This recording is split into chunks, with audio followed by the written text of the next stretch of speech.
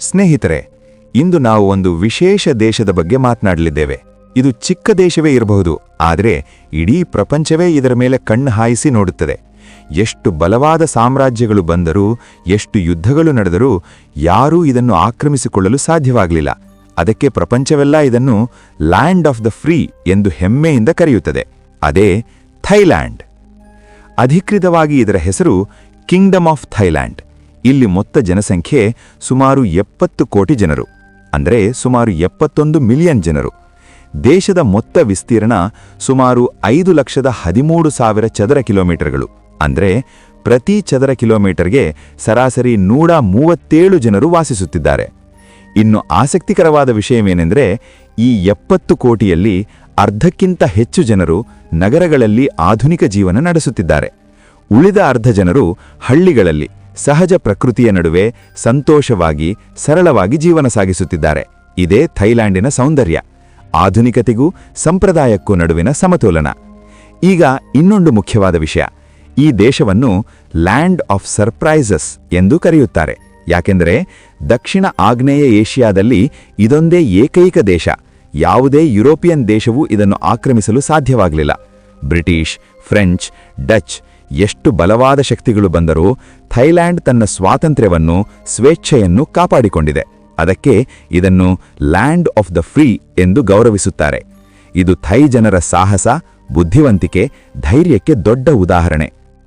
ಒಮ್ಮೆ ಇಲ್ಲಿನ ಪ್ರತಿ ಪುರುಷನೂ ಕಡ್ಡಾಯವಾಗಿ ಸ್ವಲ್ಪ ಕಾಲ ಬೌದ್ಧ ಭಿಕ್ಷುವಾಗಿ ಮಠದಲ್ಲಿ ಕಳೆಯಬೇಕಿತ್ತು. ಅಂದರೆ 20 ವರ್ಷದೊಳಗೆ ಕನಿಷ್ಠ ಕೆಲವು ವಾರಗಳು ಅಥವಾ ತಿಂಗಳುಗಳು ಆ ಆಚಾರವನ್ನು ಪಾಲಿಸಬೇಕಿತ್ತು. ಇದು ಅವರ ಸಂಸ್ಕೃತಿ, ಕ್ರಮಶಿಕ್ಷಣೆ, ಧೈರ್ಯವನ್ನು ಕಲಿಸುವ ಸಂಪ್ರದಾಯ. ಆದರೆ ಈಗ ಆ ಸಂಪ್ರದಾಯವನ್ನು ತುಂಬ ಕಡಿಮೆ ಜನರು ಮಾತ್ರ ಮುಂದುವರಿಸುತ್ತಿದ್ದಾರೆ.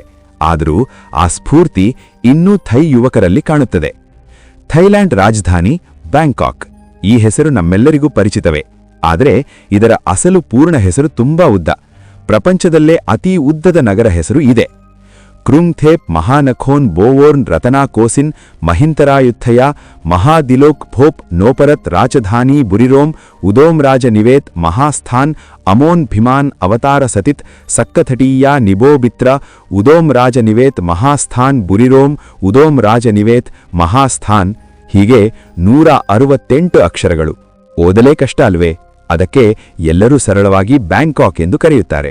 ಇಲ್ಲಿ ಒಂದು ಆಸಕ್ತಿಕರ ವಿಷಯ, ದೇಶದ ಮೊತ್ತ ಜನಸಂಖ್ಯೆಯಲ್ಲಿ 10ರಲ್ಲಿ 1 ಭಾಗದಷ್ಟು ಜನರು, ಸುಮಾರು 10 ಮಿಲಿಯನ್, ಬ್ಯಾಂಕಾಕ್ನಲ್ಲೇ ವಾಸಿಸುತ್ತಿದ್ದಾರೆ. ಇದು ದೇಶದಲ್ಲೇ ಅತಿ ದೊಡ್ಡ ನಗರ ಮಾತ್ರವಲ್ಲ, ಅತಿ ಪುರಾತನ ನಗರ ಕೂಡ. ಇಲ್ಲಿ ಎಂದೂ ಶಾಂತಿ ಇರೋದಿಲ್ಲ. ಯಾವಾಗಲೂ ಚಲನೆ, ಚೈತನ್ಯ, ಗದ್ದಲ, ಟ್ರಾಫಿಕ್, ಸ್ಟ್ರೀಟ್ ಫುಡ್ ವಾಸನೆಗಳು, ನಗುಗಳು ಎಲ್ಲಾ ಒಂದು ಉತ್ಸವದಂತೆ ಇರುತ್ತದೆ. ಇಲ್ಲಿಯೇ ದೇಶದಲ್ಲೇ ಅತಿ ದೊಡ್ಡ ಇಂಡಸ್ಟ್ರಿಯಲ್ ಏರಿಯಾ ಕೂಡ ಇದೆ. ಅಭಿವೃದ್ಧಿ ಅಂದ್ರೆ ಸ್ವಲ್ಪ ಬೆಲೆ ತೆರಬೇಕು ಅಲ್ವೇ ಸ್ನೇಹಿತರೆ? 100 ವರ್ಷಗಳ ಹಿಂದೆ ಈ ದೇಶದ ಉತ್ತರ ಭಾಗ ಸಂಪೂರ್ಣ ಕಾಡುಗಳಿಂದ ತುಂಬಿತ್ತು. ದೇಶವೆಲ್ಲ ಹಸಿರು ಕಾಡುಗಳೇ. ಆದರೆ ಈಗ ಕಾಡುಗಳು ಕೇವಲ 25% ಮಾತ್ರ ಉಳಿದಿವೆ. ಉಳಿದ ಪ್ರದೇಶಗಳೆಲ್ಲ ಫ್ಯಾಕ್ಟರಿಗಳು, ನಗರಗಳು, ರಸ್ತೆಗಳು, ಶಾಪಿಂಗ್ ಮಾಲ್ಗಳಾಗಿ ಬದಲಾಗಿವೆ. ಆದರೂ ಥೈ ಸರ್ಕಾರ ಈಗ ಕಾಡುಗಳನ್ನು ಕಾಪಾಡುವ ನಿಟ್ಟಿನಲ್ಲಿ ತುಂಬಾ ಶ್ರಮ ಹಾಕುತ್ತಿದೆ. ಇಲ್ಲಿನ ಜನರು ತಮ್ಮ ರಾಜನನ್ನು ತುಂಬಾ ಹೃದಯಪೂರ್ವಕವಾಗಿ ಪ್ರೀತಿಸುತ್ತಾರೆ. ರಾಜನ ಬಗ್ಗೆ ಯಾರಾದರೂ ತಪ್ಪಾಗಿ ಮಾತನಾಡಿದ್ರೆ ಅವರು ಅಸಲು ಸಹಿಸುವುದಿಲ್ಲ. ಒಂದು ಹಾಲಿವುಡ್ ಸಿನಿಮಾದಲ್ಲಿ ರಾಜನನ್ನು ತಪ್ಪಾಗಿ ತೋರಿಸಿದ್ದಕ್ಕೆ ಆ ಸಿನಿಮಾವನ್ನು ಥೈಲ್ಯಾಂಡ್ನಲ್ಲಿ ರಿಲೀಸ್ ಮಾಡಲು ಬಿಡಲಿಲ್ಲ. ಇದು ಅವರ ರಾಜನ ಮೇಲಿನ ಗೌರವ, ಭಕ್ತಿಯನ್ನು ತೋರಿಸುತ್ತದೆ. ರಾಜಕುಟುಂಬದ ಬಗ್ಗೆ ಮಾತನಾಡುವಾಗ ಥೈ ಜನರ ಮುಖದಲ್ಲಿ ಹೆಮ್ಮೆ ಕಾಣುತ್ತದೆ. ಈ ದೇಶವನ್ನು ಲ್ಯಾಂಡ್ ಆಫ್ ಟೆಂಪಲ್ಸ್ ಎಂದು ಕರೆಯುತ್ತಾರೆ. ಇಲ್ಲಿ ಮೊತ್ತ 35,000ಕ್ಕೂ ಹೆಚ್ಚು ದೇವಾಲಯಗಳಿವೆ. ಇಲ್ಲಿನ ಜನರಿಗೆ ದೇವಾಲಯಕ್ಕೆ ಹೋಗುವುದು, ಧ್ಯಾನ ಮಾಡುವುದು, ಬುದ್ಧನ ವಿಗ್ರಹಗಳ ಮುಂದೆ ಸ್ವಲ್ಪ ಸಮಯ ಕಳೆಯುವುದು ತುಂಬಾ ಇಷ್ಟ. ದೇವಾಲಯಕ್ಕೆ ಹೋಗುವಾಗ ಸರಳ, ಮಾನ್ಯವಾದ ಬಟ್ಟೆಗಳನ್ನು ಧರಿಸಬೇಕು. ಶಾರ್ಟ್ಸ್, ಸ್ಲೀವ್ಲೆಸ್ ಟಾಪ್ಗಳನ್ನು ಅನುಮತಿಸುವುದಿಲ್ಲ. ನಮ್ಮ ದೇಶದಲ್ಲಿ ಹಿರಿಯರಿಗೆ ಗೌರವ ತೋರಿಸಲು ತಲೆಬಾಗುತ್ತೇವೆ ಅಲ್ವೇ? ಅದೇ ರೀತಿ ಇಲ್ಲೂ ಹಿರಿಯರನ್ನು ನೋಡಿ ತಲೆಬಾಗುವುದು ಆಚಾರ. ಅದೇ ರೀತಿ ಯಾರನ್ನೂ ತಲೆಯ ಮೇಲೆ ಮುಟ್ಟಬಾರದು, ಅದನ್ನು ಅಗೌರವವೆಂದು ಭಾವಿಸುತ್ತಾರೆ. ಥೈಲ್ಯಾಂಡ್ಗೆ ಹೋದರೆ ಈ ಸಣ್ಣ ಸಣ್ಣ ಸಂಸ್ಕೃತಿ ನಿಯಮಗಳನ್ನು ಮರೆಯದೆ ಗುರುತಿನಲ್ಲಿ ಇಟ್ಟುಕೊಳ್ಳಿ ಸ್ನೇಹಿತರೆ. ಅಪ್ಪುಡಲ್ಲಿನ ಜನರು ನಿಮಗೆ ಮತ್ತಷ್ಟು ಹತ್ತಿರವಾಗುತ್ತಾರೆ. ಪ್ರಪಂಚದಲ್ಲಿ ಅತಿ ದೊಡ್ಡ ಆರ್ಕಿಡ್ ಹೂಗಳನ್ನು ರಫ್ತು ಮಾಡುವ ದೇಶಗಳಲ್ಲಿ ಥೈಲ್ಯಾಂಡ್ ಒಂದು. ಇಲ್ಲಿ 500ಕ್ಕೂ ಹೆಚ್ಚು ರೂಪಾಂತರದ ಆರ್ಕಿಡ್ ಹೂಗಳು ಕಾಣುತ್ತವೆ. ಅವುಗಳ ಸುಗಂಧ ಬಣ್ಣಗಳನ್ನು ನೋಡಿದ್ರೆ ಮನಸ್ಸು ಆನಂದದಿಂದ ತುಂಬಿ ಹೋಗುತ್ತದೆ. ಇಲ್ಲಿನ ಜನರು ಈ ದೇಶವನ್ನು ಲ್ಯಾಂಡ್ ಆಫ್ ಎಲಿಫೆಂಟ್ಸ್ ಎಂದು ಕರೆಯುತ್ತಾರೆ. ಯಾಕೆಂದರೆ ಇಲ್ಲಿ ಮೊತ್ತ 10,000ಕ್ಕೂ ಹೆಚ್ಚು ಆನೆಗಳಿವೆ. ಅವುಗಳಲ್ಲಿ ಅರ್ಧಕ್ಕಿಂತ ಹೆಚ್ಚು ಮಾನವರೊಂದಿಗೆ ಸಂತೋಷವಾಗಿ ಜೀವನ ನಡೆಸುತ್ತಿವೆ. ಆನೆಗಳೊಂದಿಗೆ ಸ್ನೇಹ ಮಾಡುವುದು, ಅವುಗಳನ್ನು ಮುಟ್ಟುವುದು, ಸವಾರಿ ಮಾಡುವುದು ಇದು ಥಾಯ್ ಪ್ರವಾಸೋದ್ಯಮದಲ್ಲಿ ಹೈಲೈಟ್. ಥೈಲ್ಯಾಂಡ್ ರಾಷ್ಟ್ರೀಯ ಧ್ವಜವನ್ನು ಬೆಳಗ್ಗೆ 8 ಗಂಟೆಯಿಂದ ಸಂಜೆ 6 ಗಂಟೆಯವರೆಗೆ ಸರ್ಕಾರಿ ಕಟ್ಟಡಗಳ ಮೇಲೆ, ಶಾಲೆಗಳಲ್ಲಿ, ಕಚೇರಿಗಳಲ್ಲಿ ಹಾರಿಸುತ್ತಾರೆ. ರಾಜಕುಟುಂಬದ ಧ್ವಜವು ತುಂಬಾ ಸ್ಥಳಗಳಲ್ಲಿ ಹಾರುತ್ತಿರುತ್ತದೆ. ಧ್ವಜವನ್ನು ಹಾರಿಸುವಾಗ ಎಲ್ಲರೂ ನಿಂತು ಗೌರವ ತೋರಿಸಬೇಕು. ಬ್ಯಾಂಕಾಕ್ ಪ್ರಪಂಚದಲ್ಲೇ ಅತ್ಯಧಿಕ ಪ್ರವಾಸಿಗರು ಬರುವ ನಗರಗಳಲ್ಲಿ ಒಂದು. ಇಲ್ಲಿನ ವಾತಾವರಣ ತುಂಬಾ ಬಿಸಿಯಾಗಿ ಆರ್ದ್ರತೆಯಿಂದ ಕೂಡಿದೆ. ಅದಕ್ಕೆ ಹೆಚ್ಚು ನೀರು ಕುಡಿದು ದೇಹವನ್ನು ಹೈಡ್ರೇಟೆಡ್ ಆಗಿ ಇರಿಸಿಕೊಳ್ಳಬೇಕು. ಸನ್ಸ್ಕ್ರೀನ್, ಟೋಪಿ ಕಡ್ಡಾಯ. ಇಲ್ಲಿ ಪ್ರಪಂಚದಲ್ಲೇ ಅತಿ ದೊಡ್ಡ ಹಾವು ರೆಟಿಕ್ಯುಲೇಟೆಡ್ ಪೈಥಾನ್ ಕಾಣುತ್ತದೆ.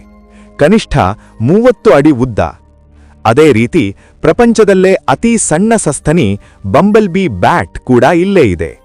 ಅತಿ ದೊಡ್ಡ ಮೀನು ವೇಲ್ ಶಾರ್ಕ್ ಕೂಡ ಇಲ್ಲಿನ ಸಮುದ್ರಗಳಲ್ಲಿ ನೋಡಬಹುದು. ಪ್ರಕೃತಿ ಎಷ್ಟು ವೈವಿಧ್ಯಮಯವಾಗಿದೆ ಎಂದು ನೋಡಿ. ಥೈಲ್ಯಾಂಡ್ ಅನ್ನು ಲ್ಯಾಂಡ್ ಆಫ್ ಸ್ಮೈಲ್ಸ್ ಎಂದು ಕರೆಯುತ್ತಾರೆ. ಯಾಕೆಂದರೆ ಇಲ್ಲಿನ ಜನರು ಯಾವಾಗಲೂ ನಗುಮುಖದಿಂದಲೇ ಮಾತನಾಡುತ್ತಾರೆ. ಎಷ್ಟು ಕಷ್ಟದಲ್ಲಿದ್ದನೂ ಅವರು ನಗುತ್ತಲೇ ಇರುತ್ತಾರೆ. ಇದು ಅವರ ಸಂಸ್ಕೃತಿ. ಪಾಸಿಟಿವ್ ಎನರ್ಜಿ ಕೊಡಬೇಕು, ಮಂಚಿ ಭಾವನೆಗಳನ್ನು ಹಂಚಬೇಕು ಎಂದು ಅವರು ನಂಬುತ್ತಾರೆ. ಒಂದು ನಗುವಿನಿಂದಲೇ ನಿಮ್ಮ ದಿನವೆಲ್ಲ ಚೆನ್ನಾಗಿರುತ್ತದೆ. ಬ್ಯಾಂಕಾಕ್ ಒಮ್ಮೆ ಸಂಪೂರ್ಣ ನೀರಿನ ಮೇಲೆಯೇ ಇತ್ತು. ಕಾಲುವೆಗಳು, ನದಿಗಳು, ಬೋಟುಗಳು ಎಲ್ಲ ವೆನಿಸ್ ಆಫ್ ಈಸ್ಟ್ ಎಂದು ಕರೆಯುತ್ತಿದ್ದರು. ಆದರೆ ಅಭಿವೃದ್ಧಿ ಆರಂಭವಾದ ನಂತರ ತುಂಬಾ ಕಾಲುವೆಗಳನ್ನು ಮುಚ್ಚಿಹಾಕಿದರು.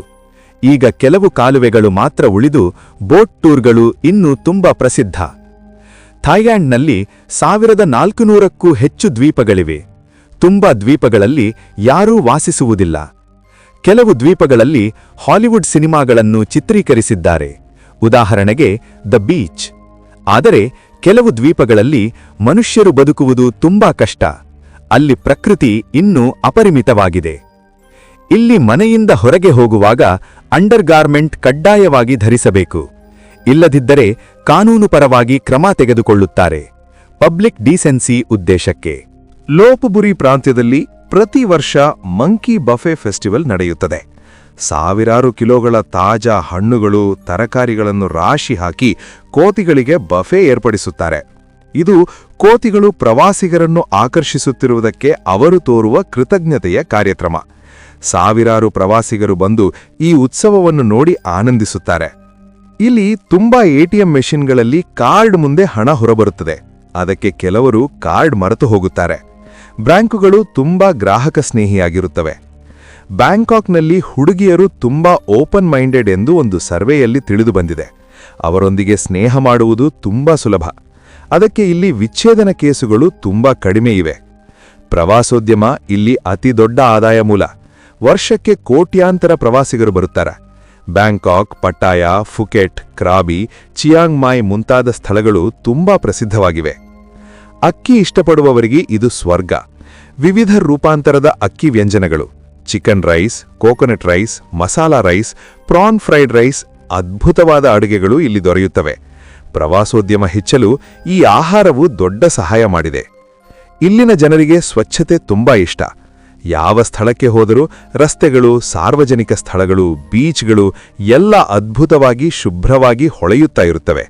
ಇದು ಥೈ ಸಂಸ್ಕೃತಿಯ ಮತ್ತೊಂದು ಸುಂದರ ಭಾಗ. ಸೊ ಸ್ನೇಹಿತರೆ, ಥೈಲ್ಯಾಂಡ್ ಬಗ್ಗೆ ನಿಮಗೆ ಹೇಗನಿಸಿತು? ಯಾರಾದರೂ ಈಗಾಗಲೇ ಹೋಗಿ ಬಂದಿದ್ರೆ ನಿಮ್ಮ ಅನುಭವಗಳನ್ನು ಕಾಮೆಂಟ್ನಲ್ಲಿ ಕಡ್ಡಾಯವಾಗಿ ಶೇರ್ ಮಾಡಿ. ನಿಮಗೆ ಯಾವ ಫ್ಯಾಕ್ಟ್ ಹೆಚ್ಚು ಇಷ್ಟವಾಯಿತು? ಯಾವ ಸ್ಥಳಕ್ಕೆ ಹೋಗಬೇಕನಿಸಿತು? ವಿಡಿಯೋ ನಿಮಗೆ ಇಷ್ಟವಾದರೆ ಲೈಕ್ ಮಾಡಿ. ಯೂಟ್ಯೂಬ್ನಲ್ಲಿ ನೋಡುತ್ತಿರುವವರು ಚಾನೆಲ್ ಸಬ್ಸ್ಕ್ರೈಬ್ ಮಾಡಿ, ಬೆಲ್ ಐಕಾನ್ ಒತ್ತಿ ಪಕ್ಕದಲ್ಲೇ ಇರಿ. ಥ್ಯಾಂಕ್ ಯು ಸ್ನೇಹಿತರೆ, ಥ್ಯಾಂಕ್ ಯು ಫಾರ್ ವಾಚಿಂಗ್. ಮತ್ತೊಂದು ವಿಶೇಷ ದೇಶದೊಂದಿಗೆ ಮತ್ತೆ ಭೇಟಿಯಾಗೋಣ.